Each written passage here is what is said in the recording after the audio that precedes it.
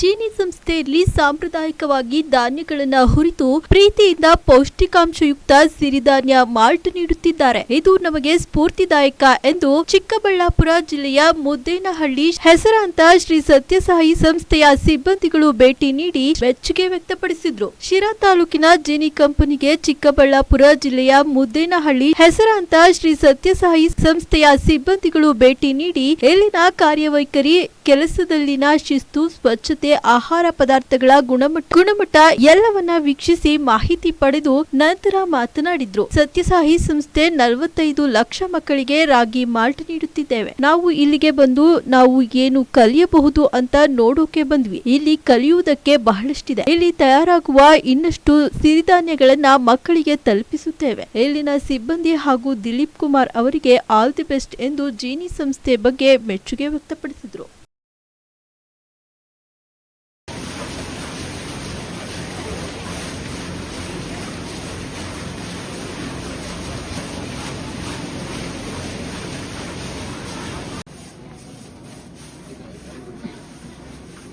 ಸ್ವಲ್ಪ ಇದನ್ನು ಕೊಡ್ತೇನೆ. ಕ್ಲೀನ್ ಮಾಡ್ತೇವೆ. ಮೆಷಿನ್ ಒಂದು ಮೇಲ್ಗಡೆ ಇದೆ. ಆ ಮೆಷಿನಲ್ಲಿ ಕ್ಲೀನಾಗಿ ಬಂದಿದ್ದಾರೆ. ಈಗ ಇದು ಫೈನ್, ಇದನ್ನು ಕಳೆದಾಗ್ತದೆ. ಪ್ರತಿಯೊಂದು ಇಂಥದ್ದೊಂದು ಲೆಮನ್ ಎಲ್ಲ ಥರನೂ ಕ್ಲೀನ್ ಮಾಡ್ತಾರೆ. ಕೇಳಿಸ್ತಾ ಇದೆಯಾ ಈಗ? ಇವತ್ತೇನು ದಿಲೀಪ್ ಅವರು ಇಲ್ಲಿ ಶಿರಾ ತಾಲೂಕಲ್ಲಿ ಜೀನಿ ಫ್ಯಾಕ್ಟ್ರಿಯನ್ನು ಶುರು ಮಾಡಿದ್ದಾರೆ. ನಾವು ಬಂದಿದ್ದ ಉದ್ದೇಶ ನೋಡಿ ಹೆಂಗ್ ಮಾಡ್ತಾ ಇದಾರೆ ಅಂತ ತಿಳ್ಕೊಳ್ಳೋಣ ಬಂದ್ವಿ. ನಿಜಕ್ಕೂ ಒಂದ್ ರೀತಿ ಸ್ಫೂರ್ತಿದಾಯಕವಾಗಿ ಆಗಿದೆ ಇದು.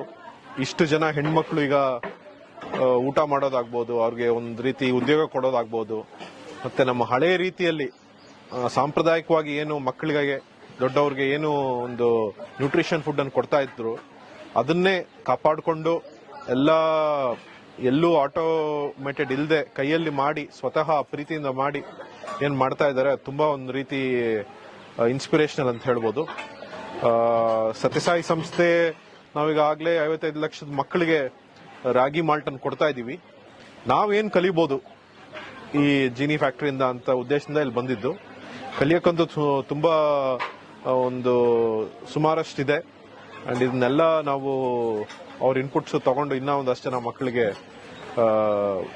ಹೆಲ್ಪ್ ಆಗೋ ತರ ಒಳ್ಳೊಳ್ಳೆ ಪದಾರ್ಥಗಳನ್ನು, ಪ್ರಾಡಕ್ಟ್ಸ್ ಅನ್ನು ತರಬೇಕು ಅಂತ ಹೇಳ್ಕೊಂಡು ನಾವು ಡಿಸ್ಕಷನ್ ಕೂಡ ಆಗಿದೆ. Wishing Genie and the entire team the very best in their future ಎಂಡೆವರ್ಸ್.